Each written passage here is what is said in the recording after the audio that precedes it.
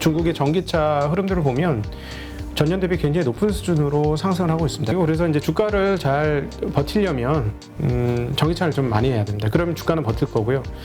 한국의 바닥신호는 거의 언제나 마진콜에서 나왔습니다. 마진콜? 시장에서 살아남고 시장에서 자산을 증식시킨 사람들은 언젠가 돌아올 거라는 거를 생각하고 있습니다. 자, 그럼 이번엔 그 이제까지 얘기했던 그런 주식들, 그러니까 우리가 그 정말 시장에서 말도 안 될 정도로 떨어져 있는 그런 주식들을 이제 찾아서 네. 투자의 관점으로 스터디를 좀 해봐야 되잖아요. 네. 정말로 싼 이유, 이게 정말 싼 걸까? 다른 악재는 없을까? 자, 그런 주식들이 뭐가 있을까요? 저는 이제 그 지금 상황에서는 만약에 금리가 정말 보수적으로 봐서 미국 사람들이 지금 생각하는 것처럼 한 3% 정도까지 금리가 오른다 이러면 부의 효과가 굉장히 줄어들 거라고 봅니다. 그러니까 우리 가처분 소득, 네. 자본의 어떤 증식, 네. 이거는 좀 어려울 것이다. 네, 그래서 그 우리가 좋았던 재화에 대한 투자, 즉 내구재에 대한 투자도 심리가 상당히 꺾일 수도 있을 것 같아요. 작년, 재작년 너무 좋았잖아요. 그렇죠. 뭐 텔레비전이라든가 컴퓨터, 노트북 이런 것들이 아주 많이 바뀌면서 판매가 큰 폭으로 증가를 했었는데 자동차도 마찬가지. 없어서 못 팔았죠. 지금도 그렇죠. 없어서 못 팔고 있군 하고. 근데 만약에 여기서 정말로 금리가 그 정도로 올라간다고 하면 자기가 미래를 현재 상황들을 미래 1년, 2년 후로 이렇게 계산을 해서 보면 이자 돈을 많이 지불해야 되는 상황이라면 가처분 소득이 상당히 준다는 걸 느끼시게 될 거예요. 그렇게 되면은 도대체 어떤 업종이 좋을 것이냐. 지금 싼 주식들은 너무 많아요. 싼 주식들은 그러게 지금 네. 그 가치주 투자하시는 분들은 정말 지금 뭐 심지어는 뭐 물방고기반 이런 표현 쓰시는 분도 있어요. 돈이 없어서 안타까울 뿐이죠. 네, 너무 많이 싸니까. 뭐 앞서 저도 투자했던 기업이 이제 2.5 언더로 내려가기 시작하거든요. 올해 연환산 기준으로. 뭐 그런 상황이니까 그럼에도 불구하고 이제 약간 그 설비 증설 투자 이런 쪽과 연관된 애들이 더 좋을 가능성이 있습니다. 왜냐하면 앞서 저 모두에 말씀드렸습니다만 신재생 관련되어서 그쪽을 강조하다 보니까 오히려 기존 그 에너지에 대한 투자를 안 했거든요. 근데 이제 문제는 뭐냐면 그게 5년이든 10년이든 당장 먹고 살아야 될 것 같은 분위기예요. 그렇죠. 그러면 여기에 대한 수습이 필요하겠죠. 그래서 지금 뭐 주가는 1분기 실적이 나쁘면서 굉장히 나빴습니다만은 조선주 같은 경우는 제가 보기엔 방향성 우상향이 맞는 것 같아요. 그 갑자기 유가가 떨어지고 가스값이 폭락을 한다면은 이건 잘못된 선택이 될 텐데 현재 분위기 봐서는 계속해서 발주가 나오고 있거든요. 그래서 아마 올해 연말까지만 이 속도로 발주가 계속 나오거나 여기서 속도가 조금 더 붙는다면 굉장히 우호적인 상황으로 바뀔 것 같습니다. 그리고 거기에다가 철강 가격 상승이 더 이상 이제 되지 않고 멈춰준다면 그럴 수 있을 것 같고요. 근데 지금 모든 중후장대 산업들이 조금 이상해져 있어요. 그러니까 다들 스크랩을 하거나 철강이나 이런 쪽은 이렇게 했기 때문에 설비 증설이 전혀 없었어요. 근데 이제 이쪽은 안 되는 사업이라고 생각하고 덮어두고 있었거든요. 그런 측면에서 그 예를 들자면 그 개인들의 가처분 소득이 안 되고 근데 경기가 하강할 것 같으면 지금 중국이 하고 있는 것처럼 일종의 SOC 투자라든가 그런 쪽으로 투자가 간다면 이런 중후장대 쪽에서도 기회를 엿볼 수 있을 것 같습니다. 이쪽은 오랫동안 투자 안 됐고 사람들이 안 된다고 보는 영역이기 때문에 가격이 굉장히 싸요 지금. 그러니까 우리가 이제까지 성장주 뭔가 새롭게 4차 산업이라는 것과 연관되어 온 것들을 우리가 성장주, 주도주 뭐 이런 관점으로 봤었는데 오히려 이게 바뀔 수 뭐라고? 있는 중후장대라는 말은 사실 구산업이잖아요. 구산업이죠. 네. 바뀔 수 있습니다. 그렇게 바뀔 수 오히려? 있고. 근데 뭐 물론 이제 반도체 산업이 죽을 거냐 그렇게 생각하진 않아요. 그다음에 그 최근에 나온 중국의 전기차 흐름들을 보면 전년 대비 굉장히 높은 수준으로 상승을 하고 있습니다. 100% 이상의 전기차 증가, 그다음에 배터리 증가. 반면에 내연기관차는 10%대 중반에 중국에서의 그 판매 하락이 있었어요. 그러니까 전기차나 이런 것들은 앞으로도 계속 늘어날 것 같긴 한데, 자 그러면 전기차를 돌리려면 전기가 필요한데 요새 차이나 전기차 ETF가 장난 아니라고 그러더라고요. 예, 가격이 많이 올랐죠. 근데 전기를 계속 대줘야 되는데 어떻게 할 거냐. 그러면은 풍력도 계속 발전을 하겠지만, 풍력 발전 안 하는 건 아닙니다. 하겠지만 분명히 모자란 건 어떻게 할 것이냐. 그러면 뭐 가스 발전소나 이런 것들도 없애지 못하고 돌려야 되는 상황이라면 가스 회수나 이런 것들도 있을 수 있으니 그런 쪽으로도 수요는 갈 수 있다라고 보여지고요.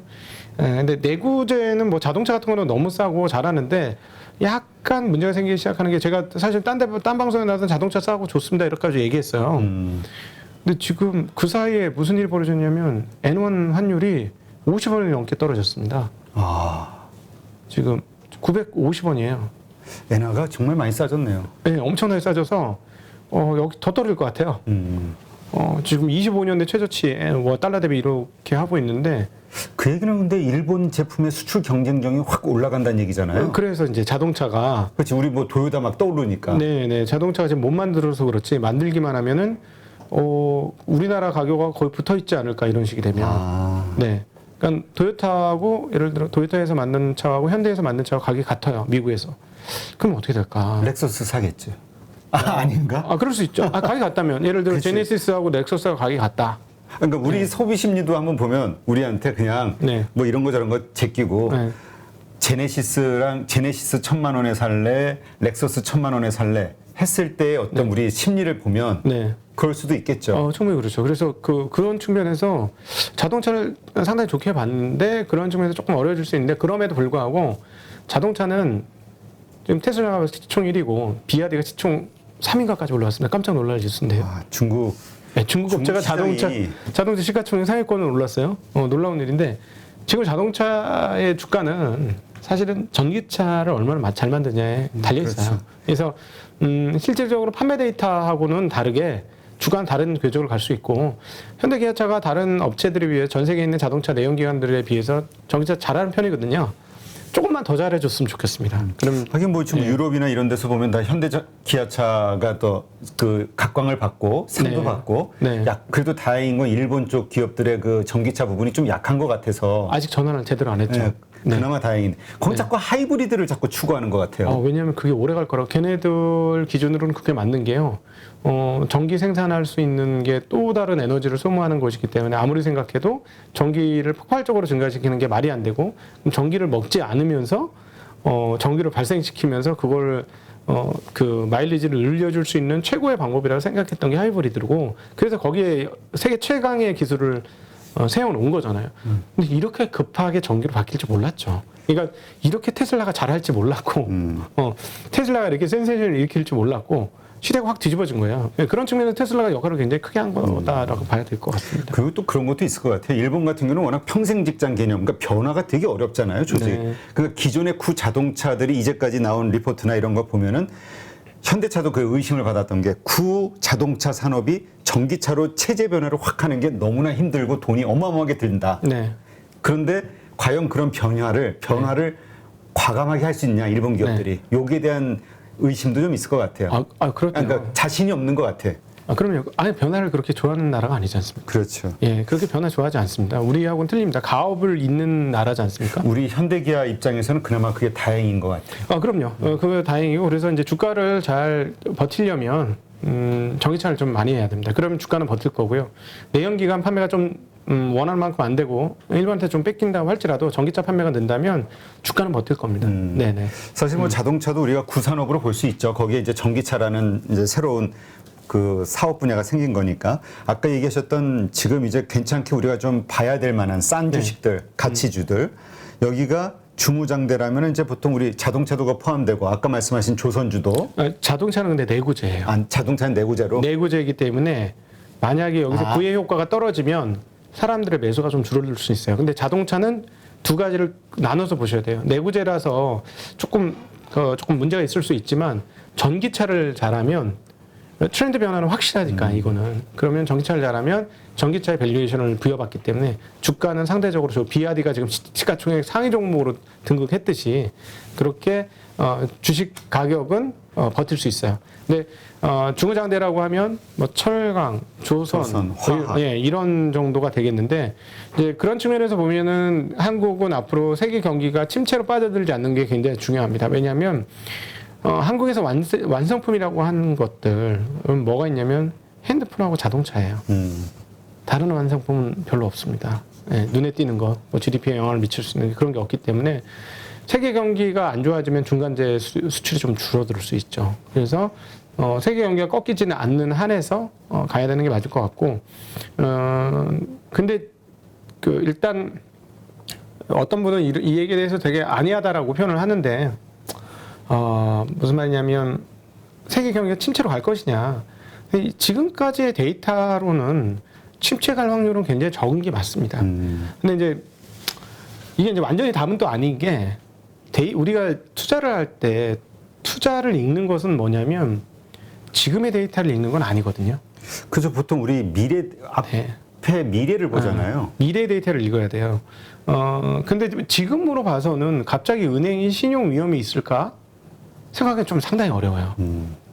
뭐 지금 뭐 대출 연체율이 갑자기 올라가거나 그런 게 아직 전혀 안 보이기 때문에 사실은 침체를 가려면 어떤 일들이 벌어져야 되냐면 신용 위험 정도가 있어야 돼요. 신용 위험이라는 건 좀 어려운 기업들, 한계 기업들이 부도나는 상황들.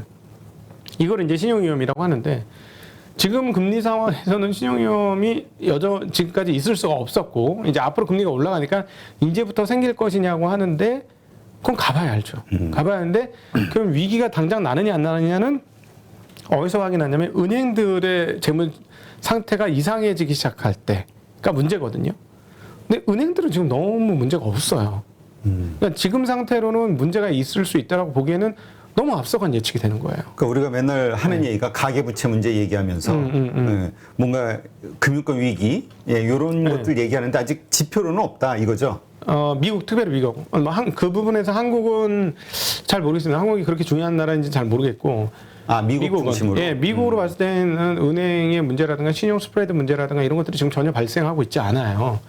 근데 이제 계속 말씀드리지만 데이터라는 거는 현재의 데이터를 읽는 게 아니고 미래의 이 데이터가 어떻게 바뀔 것이냐를 읽어야 되는데, 그러기에도 지금 조금 빨라요.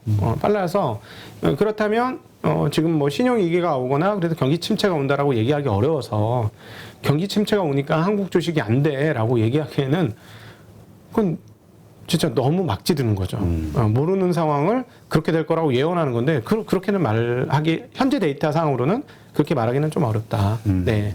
그렇습니다. 알겠습니다. 하여튼 그러니까 지금 우리가 뭐라 그럴까요? 지금 시점에서 그러니까 환경이 바뀐 거잖아요. 네. 그 환경이 완전히 바뀌었기 때문에 앞으로 지금 시점에서 정말 세게 올라갈 주식들 상황이 바뀌었을 때 네. 이거에 대한 기준이 좀 완전히 바뀌었다. 이렇게 이야기하면 되겠네요. 그렇죠. 지금 이미 벤처 캐피탈 쪽은 상황이 정말로 악화됐습니다. 요새 벤처에 대한 투자들이 좀 많이 줄었다. 아주 극초기만 빼고 이런 얘기도 나오던데. 뭐 아주 줄은 정도가 아니고 아주 경색되고 있습니다. 그래요? 예, 순식간에 왜냐하면 자금 조달해서 이제 하는 게 자기 돈만으로 투자하는 게 아니잖아요. 여러 사람 돈을 모아서 주는 거고, 또 금융권이나 이런 데 기관들의 돈을 모아서 주는 거잖아요. 근데 상황이 이렇게 되면 금융권에 돈을 빌려줄까요? 아니, 쉽게 얘기하면 금융권은 예대 금리만 먹어도 되는 상황들이 오기 시작하는데, 금리가 올라가서 괜히 위험자산 투자할 필요가 없죠. 0%일 때, 1%일 때, 예대마지 1% 언더로 떨어질 때, 이럴 때는 어디서든 돈을 벌어야 되니까, 야, 거기서 돈 많이 번다며, 5건 중에 한 건만 터지면 큰 수익이라며, 오케이 해보자. 이렇게 되지만 지금 상황은 전혀 다르다는 거죠. 금리가 올라갔기 때문에. 그래서 벤처 캐피탈이나 이런 쪽은 자금 동향이 급속도로 경색되고 있는 상황이고, 그것들이 이제 부의 효과를 떨어지는 과정들이 지금 시장에 된 거고, 지금 의심스러운 거는 연준이 이걸 바라고 있다. 거들리의 말에 의하면 이걸 바라고 있고, 그럼으로써 인플레이션 수요 쪽을 완전히 붙잡겠다라는 의도를 드러낸 부분이 도대체 어디까지 바랄 것이냐. 예. 근데 시장은 지금 그걸 경기 침체를 일으킬 것이라고까지 상상을 해요. 그러니까 연준이 경기 침체를 일으킬 수는 없다라고, 주식시장의 어떤 하락은 방관할 수 있으나 네. 경기 침체를 방관할 수는 없다, 이런 얘기 하시는 분들이 많던데. 그렇죠. 네, 그렇게 보는 게 지금까지는 적정하고 합리적인 거죠. 근데 이제 시장이 공포에 빠지니까 공포만 보이는 거거든요. 공포를 강화할 수 있는 것만 내 필터링이 되는 거예요. 그러니까 볼커 얘기가 자꾸 나오고, 볼커식으로다가 금리 올려가지고 한 번에 막 몇 %씩 올려가지고 경기를 침체에 빠져도 상관없이 그렇게 할 것이고, 근데 그렇게 보기에는 그건 조금 너무 나간 해석이라고 보는 게 맞을 것 같습니다. 지금 상황에서는. 그러니까 지금 우리가 그 공포스러워할 만한 이유는 있으나 네. 거기에 완전히 빠질 필요는 없다. 네. 네. 그리고 또 뭐 우리 이베스트 윤주 센터장이 계속 하는 말씀이지만은 자기가 이제 3,100 이상에서는 우리의 PBR이 1.1배, 2.2배가 넘어가서 이제는 좀 부정적으로 시장 콜을 했는데 이제 1.0배 이하로 떨어지는 상황이니까 지금부터는 깨지더라도 그만큼 많이 안 깨진다 했는데 그 부분에는 동감을 해요. 3,000대 이상에서의 위험이 크냐, 2,600 이하에서 위험이 크냐 하면 당연히 3,000대 이상에서 위험이 크죠. 그러니까 이게 사람 심리가 우리 주식 투자할 때 싼 거는 안 움직이는 거, 그러니까 싼 상태에서 있는 거는 잘 눈에 안 들어오고 막 올라가고 있는 거. 그렇죠. 거기에 따라 붙어서 많이 물리잖아요, 고점에. 그렇죠, 그렇죠. 지금도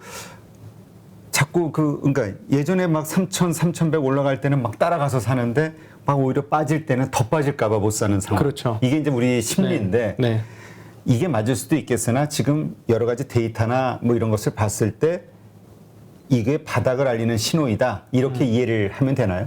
한국의 바닥 신호는 거의 언제나 마진콜에서 나왔습니다. 마진콜? 아까 얘기하셨던 그 두 가지? 네, 근데 지금 마진콜이 안 나오고 있어요. 네, 그래서 확실하게 이 마진콜이 한 2번 정도 터지면 그거는 진짜 굉장히 높은 확률로, 정말로 높은 확률로 바닥 신호였습니다. 그래서 정말 죄송한 얘기지만 저는 이 정도 빠지고 마진콜이 빨리 좀 나왔으면 좋겠다. 이런 생각도 해요. 그러니까 근데, 장중에라도 좀 쫙 밀렸다가 그렇죠. 그리고 그냥 이렇게 빨리 회복되기를 바라는 분들이 많더라고요. 마진콜이 나오면 급하게 빠집니다. 많이, 아주 많이 빠지고요. 또 반등도 세게 올라와요. 예. 그래서 한 이틀 연속, 만약에 하루 정도 더 빠진다면, 오늘 뭐 장이 굉장히 안 좋은데, 정말 좀 안 되는 얘기긴 하지만, 여기서 만약에 또 이런 식의 빠지면 분명히 그때는 마진콜이 나올 확률이 매우 높아졌다. 그렇게 되면은 갑자기 이유 없이 툭 하고 빠질 때가 있어요. 장중에. 툭 하고. 우리 어떤 분은 그 분봉 있잖아요. 분봉 가운데서 거래량이 이렇게 실리는 그 분봉을 그냥 던지는 그걸로 해석하시는 분도 있던데요. 그렇죠. 마진콜이 나와서 돈을 못 갚으면 그쪽에서 알아서 반대매매를 내잖아요. 그거는 인정사정 볼 거 없이 그냥 시장가로 밀어버리거든요. 그러면 물량이 그냥 한 번에 빵 터지면서 주가가 뚝 떨어지죠. 그 우리 2020년 그 코로나 당 때도 경험했지 않습니까? 그때 굉장히 충격을 많이 먹었는데 CJ 제야당 같은 대형 종목이 하한가 갔었어요, 장중에. 그랬죠. 그땐 그랬죠. 아니 그게 마진콜이었어요. 그게 마진콜입니다. 마진콜 그런 식으로 나오고 근데 종목별로 보면 갑자기 미친 듯한 가격 하락. 회사의 펀더멘털이 변한 게 없는데 네, 그런 상황들이 오면은 그걸 마진콜이라 하고 지금 심리적으로는 뭐 바닥 징후는 많이 나옵니다. 그러니까 지금 최악의 공포 심리가 지금 뭐 시장에 만연해 있다 이런 얘기인데 그러니까 이런 상황에서 우리 투자자들이 특히 이 강세장에 들어왔던 경험이 많지 않은 주린이들 입장에서 너무 힘들단 말이에요. 불안하고 어떻게 이 위기를 극복할 수 있을까? 아주 좀 길게 생각해 보시면 우리나라의 노인 빈곤율이 굉장히 높고 OECD 기준으로도 그 노인들의 그 재정 상태가 굉장히 좋지 않습니다. 그렇다면 결국 뭐냐면 현재 한국의 그 복지 시스템이 많이 개발되고 있고 많이 좋아지고는 있습니다만 그 노후가 되었을 때 월급만 모아가지고는 되게 살기 힘든다는 계산이 나오는 거죠. 그리고 월급 모으기조차 힘들고. 그렇다면, 어쩔 수 없이 자본주의 시스템에서 뭔가 다른, 부를 획득하는 수단이 있어야 되는데, 지금 우리가 아주 혹독한 경험을 제대로 하고 있다. 시장이 그렇게 단순한 게 아니고, 쉬운 게 아니고, 만만한 게 아니고, 이렇게 무서운 게 시장이었구나.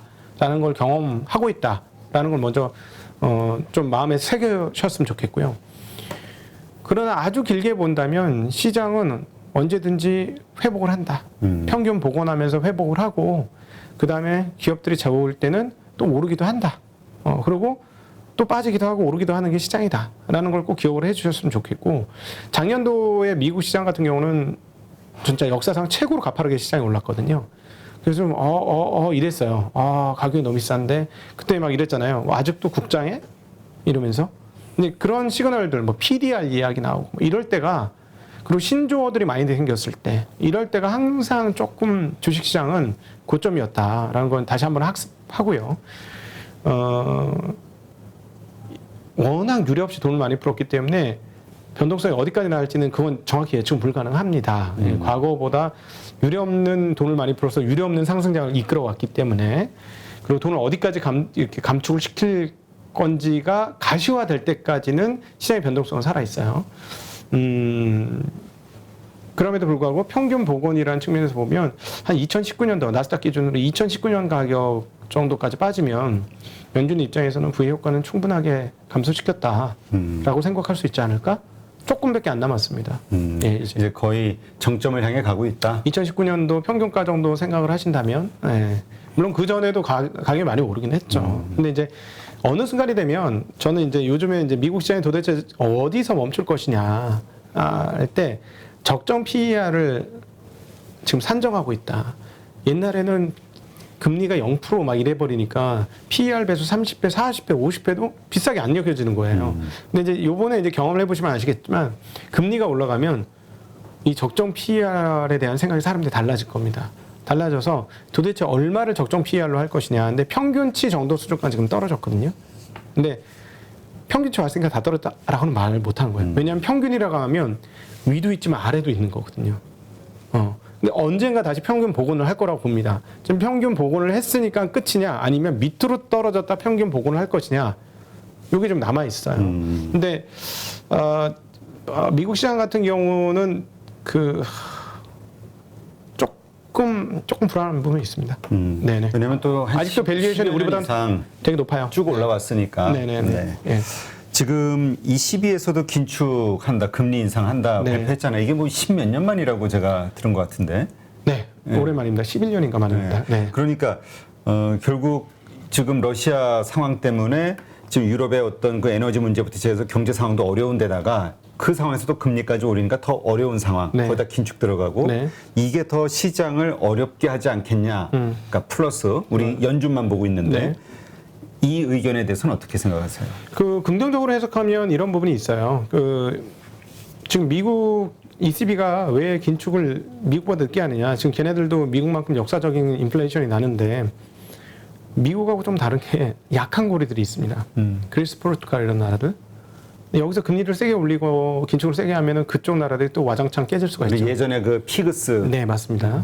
그 나라들이 또 연약해지면서 유로존 전체를 붕괴시킬 가능성이 있는데 독일은 결코 원할 이유가 없죠. 그런 나라들이 있으니까 유로도 약하게 유지되고 그러니까 독일의 수출 산업도 지지를 하게 해야 되고 이런 것들이 있는데 근데 문제는 뭐냐면 그러다 보니까는 긴축으로 한다고 해도 미국 달러보다 유로가 계속 약세인 거예요. 그러면 미국은 외환 동향만 살펴보면 현재 추세에서 달러가 강세가 될까요? 약세가 될까요? 훨씬 강세가 되겠죠. 그렇죠. 남들보다 금리를 더 올릴 거니까 훨씬 강세가 된단 말이죠. 자, 그러면 이거를 단기적으로 인플레이션을 감화하기 위해서 달러의 가치가 올라가는 거 용인할 수 있겠지만 계속 달러 가격이 오르면 국가 경쟁력이 꺾이는 거거든요. 다른 나라에 비해서. 그렇죠. 그걸 유지할 수 있을까? 그럼 다른 나라는 사실 상당히 쾌재거든요. 그런 측면에서. 일본 같은 경우는 지금 구로다 총리가 무슨 생각을 하고 있는지 모르겠지만 지금까지는 희덕하고 되게 좋다고 그럴 거예요. 아니 우리가 IMF 때 떠올리면 네. 그때 우리 환율 막 2,000원 가고 1,900원 막 가고 그랬을 때가 있었잖아요. 그때 수출 그때 진짜 환율로 인해서 수익이 상당히 커졌었잖아요. 그럼요. 그러니까 수출 기업들은. 네. 그렇죠. 한국은 항상 외환위기가 오면 구제할 수 있는 흐름이 있었어요. 수출을 중심으로 하는 국가이기 때문에 수출 기업들의 실적이 그냥 빵 하고 터지거든요. 근데 지금 일본도 지금까지는 좋긴 한데 지금 조금 좀 더 봐야 될 것 같아요. 이상하다. 일본의 지금 부채를 사람들이 인식한 게 아닐까? 하는 생각이 들 정도로 세계 최고의 부채를 갖고 있잖아요. 그렇죠. 이 부채를 감안해 보면 일본 통화가 강해질 이유는 전혀 없거든요. 사실 따지고 보면.